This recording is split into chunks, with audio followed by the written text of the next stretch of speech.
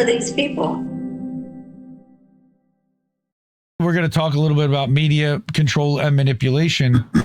We talked a little bit about Al Jazeera earlier and the fact that Israel was trying to influence Al Jazeera in West Bank after shutting it down in Gaza. I believe they're now shutting down the one in West Bank. And part of it was after this kind of report. Did Trump and Netanyahu force Qatar to purge Al Jazeera? And again, didn't hear this discussed anywhere else, but Israel-Palestine News is an excellent outlet that is another aggregator and brings in specific news dedicated to Israel and Palestine, run by, I think her name is Allison Weir.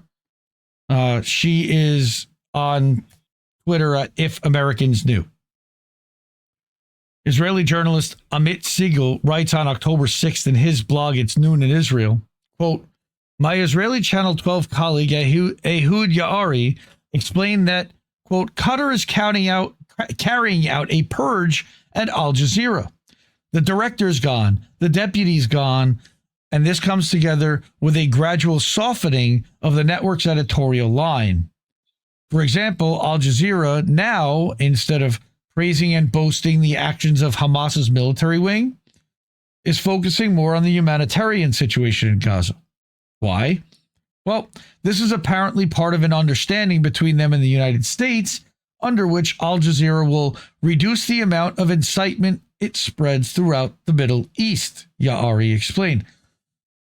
Refresh my memory, Reef. There was an announcement this week about a base in South Dakota being licensed. Mm-hmm. What country again was it that?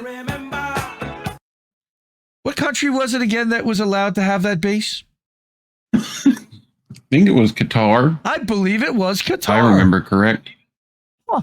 And where is Al Jazeera based again? Qatar. Oh, right. Okay. I think I'm starting to see what happened here. Wanting more information, I asked an intelligence official for their thoughts. Here's what they told me. Quote, yesterday I read several times that Hamas is very unhappy with changes at Al Jazeera. The two had even had an apology call, according to the official, during which they agreed upon the fact that Trump and Netanyahu forced the Qataris to change direction. Quote, but did the official buy this narrative? I thought they were fantasizing, they said. But then I happened to see this, and then I went to Al Jazeera's homepage, which really doesn't look the same as it did a week ago. Back then, it had dozens of articles about Gaza against Israel. Now, you can see for yourself a neutral main headline, another fairly neutral one about the flotilla, and that's it. The bottom line, if this is a real shift, it's a huge game changer, they said. So look for Trump and Netanyahu to now be controlling the narrative at Al Jazeera. Amit Sega is an Israeli journalist and television personality. He serves as chief political analyst for Israel's leading news outlet, Channel 12 News, and the country's most read newspaper, Israel Hayom, which means today. Siegel also anchors Israel's highly watched Meet the Press show on Channel 12. This isn't the first time Qatar has been pressured to censor Al Jazeera. An Al Jazeera documentary about the Israel lobby in the U.S. was censored when Jewish Americans such as Dershowitz Squirts pressured Qatar to block it. It did play in the UK. That was called The Lobby, and it exposed several Americans, including Marshall from the Realignment. I think, what's his name? Kozlov. And then Jordan Schachtel, who they outed as an agent, an operative who was writing op-eds on behalf of the IDF and Israel and maybe Mossad, but doing it behind the shadows without letting anyone know who he was working for. Total conflict of interest as a journalist. He was a propagandist. And in truth, he almost got an Indie Media Award on, and we started looking him up and we found this. And we were like, holy shit. But that wasn't the only outlet that's now being further controlled by Zionists. Famously, we've been talking about how Paramount and Skydance bought Paramount. Skydance is the company run by Larry Ellison's son, David, multi-billions of dollars. Yep. Skydance then purchased the Free Press this week, which closed. The Free Press is one of the largest Substack outlets, valued at over $100 million, funded by VC and private equity, and now bought out by Paramount and Skydance, where they then have promoted Bari Weiss to the head of CBS News. Now, the day Bari Weiss, who used to work at the New York Times, quit in 2020, there's always a Rafat tweet. Anti-Israeli, anti-Palestinian bigot Bari Weiss will get a better and more paying job. That was July 14, 2020. And he knew exactly what was happening. And of course, Bari Weiss, he accuses of having him personally targeted and murdered. And hopefully his ghost will haunt her for the rest of her life. All right, but according to Decensored News, it's official. Paramount and its chairman and CEO, David Ellison, son of Larry, have now confirmed reports that it's acquiring Bari Weiss's Free Press, and Weiss will join CBS News as editor-in-chief and report directly to Ellison, not to the board of CBS. Bypassing, she has no boss except for the guy that bought the company. Okay, according to this, that's just their own press release, so who cares? Right. Bullshit. Now, bullshit. The man who is very excited about this, and the company that is most excited about this, I think, other than the people who worked at the Free Press and the VC investors that got cashed out, coming to a Substack newsletter near you, would be the owners and co-founders of Substack that have seen now one of their publications that was built exclusively on their platform from nothing be sold for $150 million. And because they don't see that capitalism. Well, they don't see that it's a mechanism to control one of the most influential, allegedly, but one of the largest subscriber-based outlets there is on that platform, and then control that narrative. Okay. It's so what Hamish, who is ever the optimist and the capitalist, there's never been a better time to start a media company. The Free Press went from 0 to 150 million in acquisition in 3 years. Team Zateo, run by shitlib Mehdi Hassan and invested in by private equity. The Bulwark, another shitlib outlet, and Emily Sundberg, who I don't even know. All right. But she's also a top seller, and many more. I would guess Matt Taibbi and the Racket News are all on similar trajectories. He believes that media businesses will be among the most profitable opportunities in this new era, as long as they're willing to kowtow to Israel's line and bullshit. We need human connection and understanding more than ever. And remember that Stripe controls... Moron. Good for Happy Gilmore. Oh, my God. Remember that Stripe controls the financial monetization aspect of this. Stripe is run by a Zionist, and Stripe is wanting to be able to have control over whether they can monetize you or not based on what you say. So there's an article here that Hamish had shared, the Home for Media Startups. I'm not going to share it, but they did a live stream, Hamish and Chris, to kind of brag and spike the football a little bit. So yesterday, and I jumped onto this live stream, and I congratulated them because it is a big thing for them as a company that built this platform that within 3 years had a company emerge from it that was sold for that kind of money. That's an accomplishment one way or another, whether you like them or not. And your nose got brown for doing it. Shut up. Because I couldn't even say it. I got censored. I said it felt like I was censored and prevented censoring from chatting during this live stream, but saw that others were able to chat. Is there a reason why? I wanted to ask if there was going to be a mechanism added to allow a business to transfer a Substack to a new primary email address if it's sold, like in this case of the Free Press. You know, Bari Weiss doesn't want to hand over her personal email address to Paramount, but I guess for $150 million, she can have another one. But still, Yeah, that's kind of weird. Right.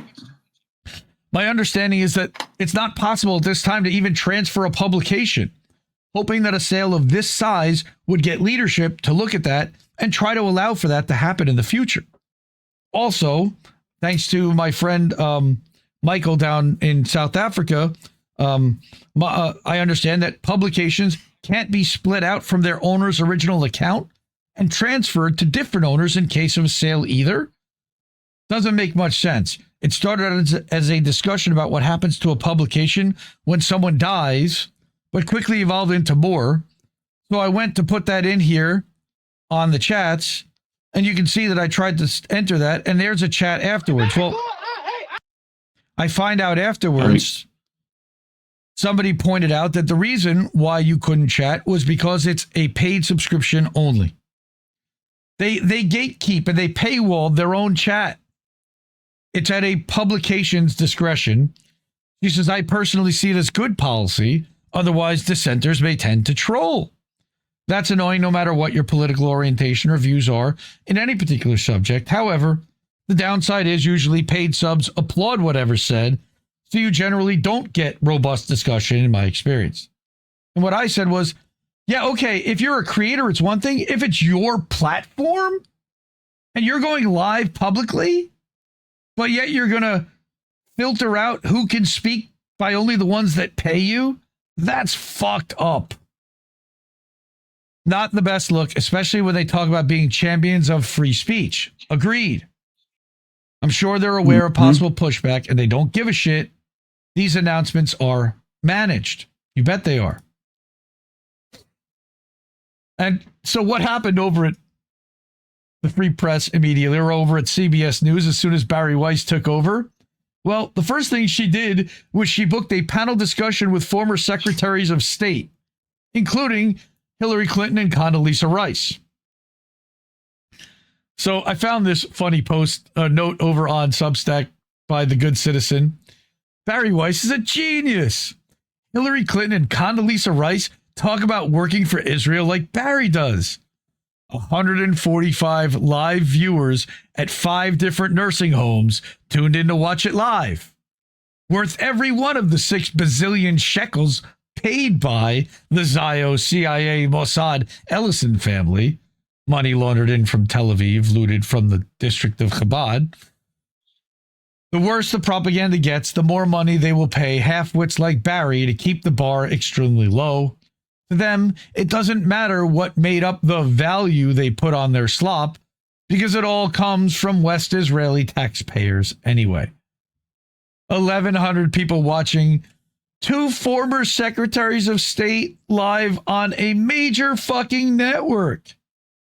That's Pokemon go to the polls. dude. Jimmy Dore has this 15 photo- times that. This photo, first of all, is like historic. It should be printed for years, only because they're trying to equate Hillary Clinton and Condoleezza Rice as different Right? when they are the same. Like, as is Bari Weiss. Yep. Like, they are just past, present, and future all in one thing. Now, Like, apparently, the new boss had something to say. All right. The Writers Guild urged CBS News staffers not to respond, all right, to Bari Weiss's info-seeking memo until the company provides details on the purpose of her email. What? What's going on here? And this is an exclusive, all right, that to Variety, so that's why I'm bringing the Variety article. The Writers Guild of America told union employees that it represents at CBS News to not respond to an email requesting information sent to staff by Bari Weiss, the Free Press founder who this week was appointed CBS News' editor-in-chief, until CBS provides more details on what the purpose of her missive is, including whether their replies could serve as a basis for discipline, discharge, or layoff. I would say that it would. The Free Press, launched by conservative-leaning Weiss in 2021, was acquired this week by Paramount Skydance, parent of CBS. As part of the deal, reported to be worth $150 million, Weiss has oversight of CBS News' editorial operations. Weiss told CBS News staffers in a memo Friday morning that she was eager to understand how you spend your working hours and ideally what you've made or are making that you're most proud of. She asked every employee at the news division to send her a memo providing these details by Tuesday, as well as your views on what's working, what's broken or substandard, and how we can be better. Weiss said all responses will be held in the strictest of confidence. This is, remember, Of course it is. what Musk did to all the federal employees, made them write up a letter saying how you spend your week and it had to be due by Friday at 5 or you're fired. Right. In an email to Writers Guild members obtained by Variety, union reps said, quote, "We're aware that Bari Weiss sent an email asking CBS employees to provide information about their jobs and feedback about CBS News. Many of you have expressed your concern to us about the purpose of the email, and we share those concerns. That's why we sent the company an immediate demand to provide information about the email by Monday. We suggest that you refrain from responding until we're able to share the information that we receive so that you can make an informed decision by the Tuesday deadline." The Writers Guild email was sent by Michael Isaac, director of the broadcast cable streaming news and field reps Brandon West, Sophie Morton, and Dean, whoever his name is. Doesn't matter who it is. Reps for CBS, of course, did not immediately respond to requests for comment because they're not going to. Writers Guild East represents unionized employees at CBS News, as well as CBS News Digital, likely based in New York and D.C. Weiss's memo to CBS News team called to mind a program established by the Trump admin earlier this year by the Doge, led by Elon Musk. Starting in February, he demanded that federal workers file every week a list of 5 things that they had accomplished in the past week. Failure to respond will be taken as a resignation, he had written in a post on Twitter announcing the policy. In August, the White House officially ended those 5 things weekly emails. They had to do it every week for 6 fucking months. Copy, paste, copy, paste, copy, paste, copy, paste. Nobody ever looked at it. But in the case that they ever wanted to use it against you for any reason, they then had that on file. Per the union, per the email from the union reps, the union has asked for the following information from CBS. Who received the email? Who will have access to the responses that the employees provide? Will employees' responses be the basis for discipline, discharge, or layoff? Will employees be disciplined if they don't respond? What does the company intend to do with the responses? Will the company use AI technology to review the responses? And if so, what prompts will be given? And what steps will be taken to ensure that the results are non-discriminatory? To which Skydance will say, "We're a private company, go fuck yourself." Which I'm sure we're about to read. According to a memo from Paramount Skydance CEO David Ellison, Weiss will help ensure that our reporting remains relevant, accessible, and most importantly, Israel-friendly, trusted in this new era for American media. So remember, they've now taken over TikTok, they've now taken over CBS News, and they've now taken over one of the largest Substack publications in the world. All in the span of about 3 months. Fuck Israel, because that's who's, of course, behind most of this. And why this is all happening is to shut down the narrative. So, start a Substack. Maybe Oracle will buy you out. Maybe Larry Ellison, if you're a Zionist-friendly outlet, there's money there. I guarantee you that's what Matt Taibbi's hoping on. That's why he's kept his mouth shut. Substack newsletter near you. All right. Everyone on Substack is saying general strike. Well, we would have to start by general striking Substack. I think that would be your first step, would be not publishing there. Make them feel it. As well as general strike across the board for sure.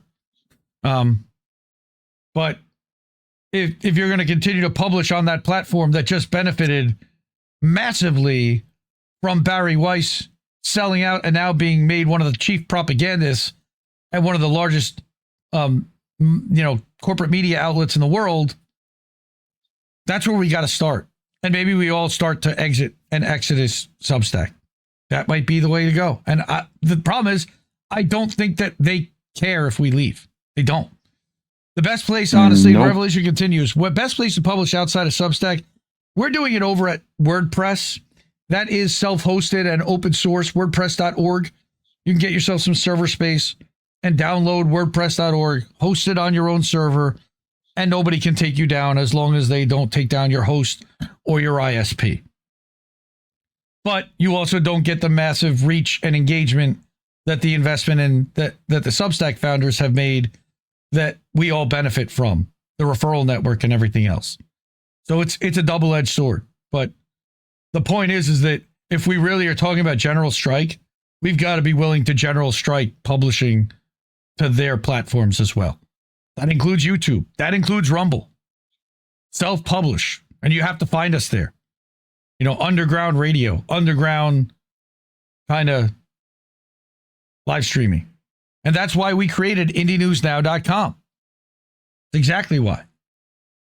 Unfortunately, the only way to chat right now is through Discord, another one of those massive platforms. We're not going to be remonetized by YouTube for talking about this and challenging corporate media's rule and control. So if you're able to, and it means, please support the media you want to see by contributing over at Cash App, $ Indie News Network. You can have ko-fi.com/Indie News Network.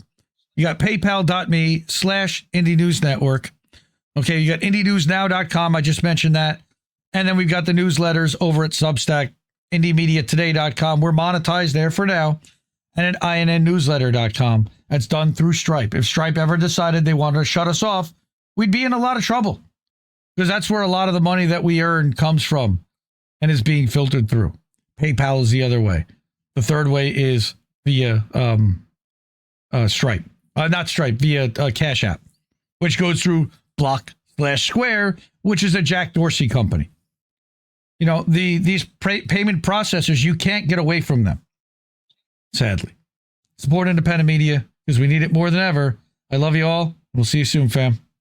Bye. Have a great time. Hasta la vista, baby. I'll be back. No! We just fucking lost the stream! I guess this isn't such an awful place. Is that what you want?